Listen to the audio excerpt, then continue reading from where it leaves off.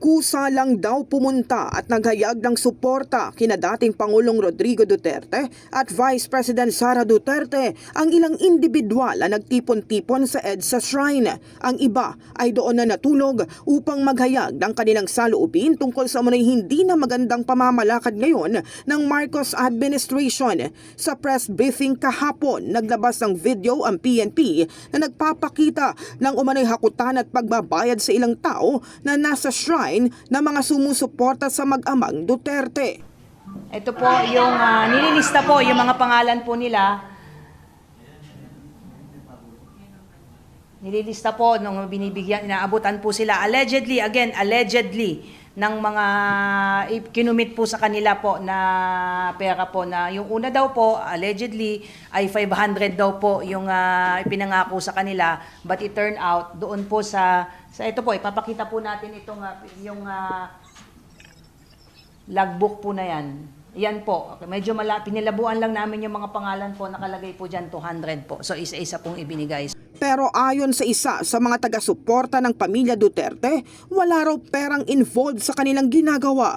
Sa katunayan ay bumiyahe pa siya mula Cavite para raw ipaabot ang kanyang suporta sa mga kinakaharap na isyu ngayon ni VP Sara. Nandito lang po kami parang masuportahan namin na nangyayari kay Vice Presidente.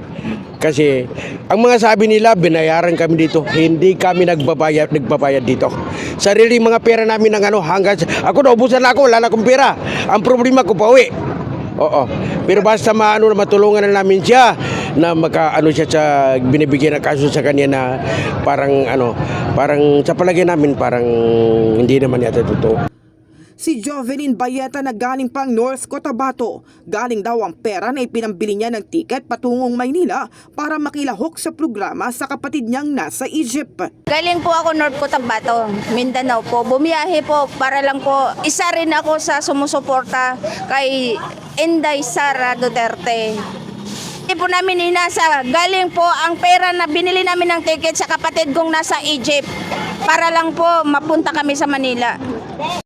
Ang ale naman na ito, kusa daw sumama para ipagtanggol si VP Sara. Kusa lang po kaming sumama para ipagtanggol namin si Sara Duterte. Walang involved na pera, yun lang, pagkain lang po.